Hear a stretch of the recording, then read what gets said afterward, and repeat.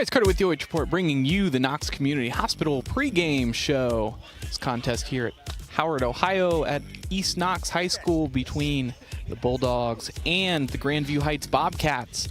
Number 4 seed East Knox taking on number 5 seed Grandview Heights. Sure to be a competitive matchup here.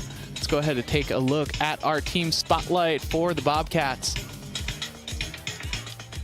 Offensively, they're batting .342 batting average, a .470 on-base percentage, .426 slugging, so certainly getting their money's worth once they do get the bat on the ball. 5 triples, and defensively they have a 1.92 ERA, .222 batting average against, so certainly staying stellar on that rubber when they have the opportunity on that bump. 1.39 whip, perhaps a bit higher than what they would like to see, but certainly competing with some of the best in the conference. Let's take a look at our player spotlight for the Bobcats. Of course, it's Michael Greer with a .548 batting average, over 700 in the on-base percentage department, an ERA of .85. Pitching has been lights out on the mound. He is our first batter up.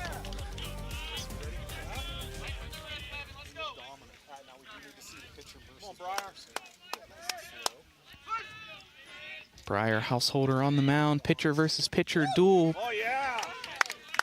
Fires it in for a first pitch strike, and we are underway.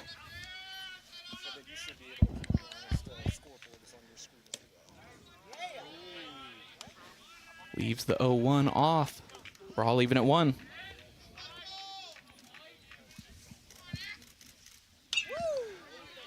This one popped up high and foul, 1-2, so Householder earns himself a payoff pitch early on in this game. We'll see how he proceeds. Hit on top of things, high pitch in the zone. Shortstop collects and throws over to first for the first out of the ball game. Comes in the way of a 6-3 ground out. That'll bring up William Halberg, the first baseman. That's how you know. I don't have to tell you each time we play up and all that. I will, but you'll be able to see it. So after going down on 4 pitches, Halberg will have his chance, and he swings at a first pitch strike.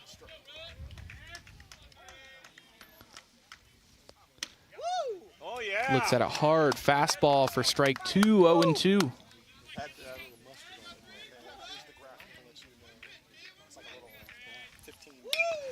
Hit on the ground towards the first baseman, and it's by him. Hard hit ball, moving away from his body, difficult. Tried to get down and stay in front, but reaction time just a bit too slow. Will likely be ruled a hit instead of an error. That was a tough play. Caden Lutch get his shot, batting out of the 3-hole of the third baseman. The runner on first has a chance to work, and we'll see Householder out of the stretch. Modest lead over there at first. The pitch hit high towards right center field. Center fielder moving to his left and makes the catch for out number 2.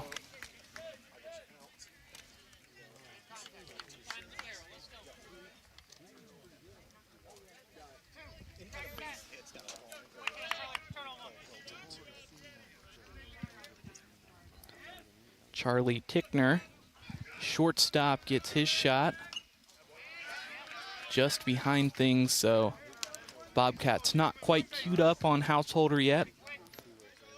We'll see if they're able to catch up, or this will continue to be a game where they play from behind, and the breaking pitch gets him. Called for a ball, balks the batter though.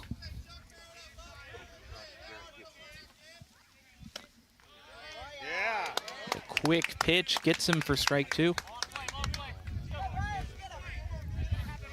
let's go.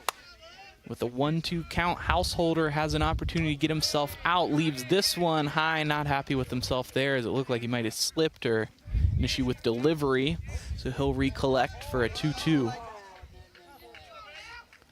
Householder checks the runner, kicks and deals. Hard fastball. Looked like a good pitch, but called a ball, so we are all full. And a strike 3 curveball gets him. Wanted that one, but ultimately decided to hold up and at the last second just faded into the zone. So now with our Knox Community Hospital pregame show, let's take a look at our keys to victory for the Grandview Heights Bobcats.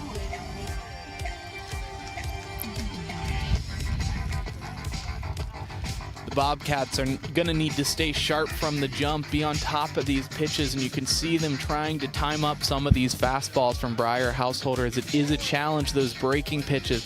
You can't take any mental lapses from pitch to pitch, because that's exactly where they thrive, is lulling you into kind of that sleep and then driving it home with a good curveball or a good hard fastball on strike 3. You're going to have to expect small ball. See it a lot with good hitting teams when they aren't able to just smash it into the gap or smash it over to the fence. A lot of times they'll go to this small ball front where they are looking to get those runners in scoring position and put their best hitters up in these positions where they are able to drive in runs. So you're going to need to expect these things, and you're going to have to stay tight, especially those corner positions, looking for those bunts and steals. Now let's take a look at the team spotlight for the East Knox Bulldogs. This season, the outright KMAC champs, 18-4 on the season. They're on a 5-game winning streak, and they're in Ohio's top 150. Looking at some of the last few games, Columbus International, they won 19-1. Talking to some of the fans there, it was a trouncing, but that Columbus International team, definitely good sports and had a great attitude about everything. Defeated Columbus Academy 11-4. And defeated Northmore 3-0. Now let's take a look at our. So instead, Bryson Davis will make his way to the plate. We'll see Greer on the bump for the first time tonight.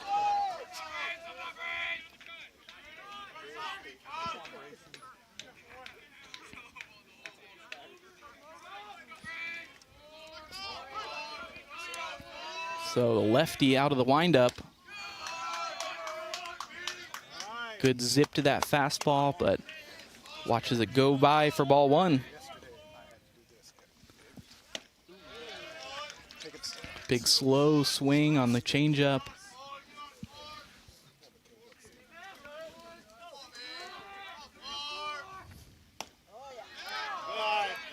Too low, says the umpire, but a good job by the catcher trying to get the call there, no dice.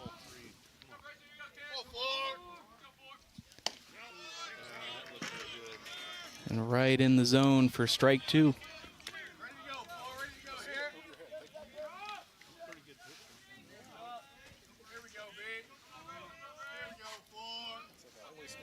With the 2-strike pitch. Fouled off behind, so a good job by Davis staying alive in this AB.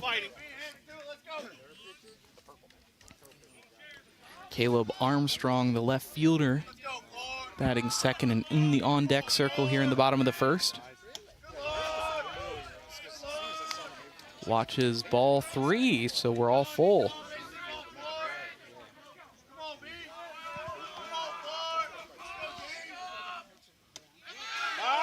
Looks at ball 4, so an 8-pitch at-bat will walk Bryson Davis.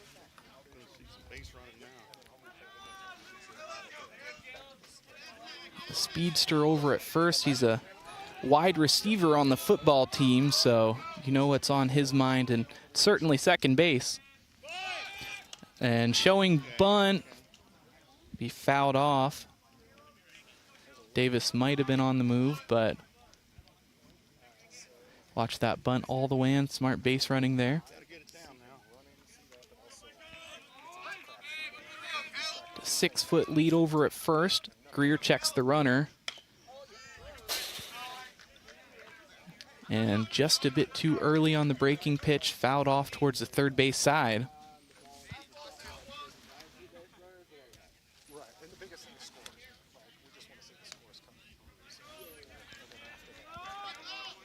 Now Armstrong 0-2 will have to work to get himself the pitch he wants. This is Greer's count all day long.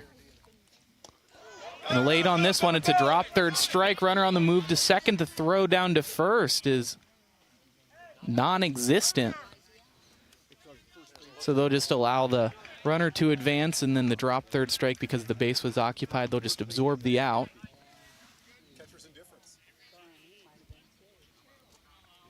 Bryar Householder now with the runner in scoring position.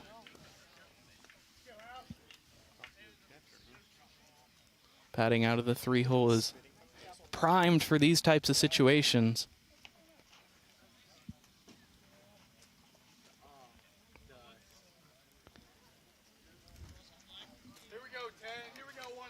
So some housekeeping and ready to play baseball once more.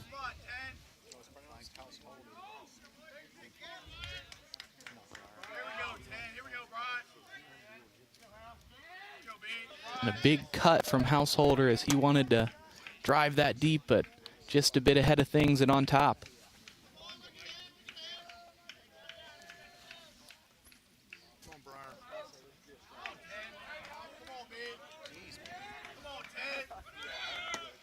Low, runners on the move. The throw down is not there either as the ball slipped out of the catcher's glove.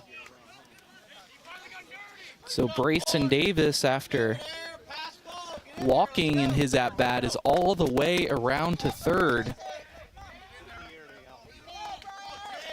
A 1-1. The slow off-speed pitch gets him for strike two.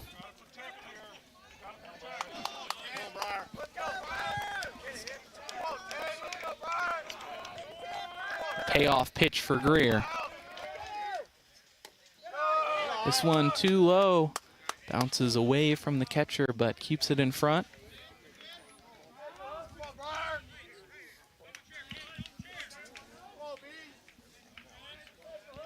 Hit down the line. That's going to score one. Bryar Householder with an RBI base hit as East Knox takes the lead 1-0 here in the first.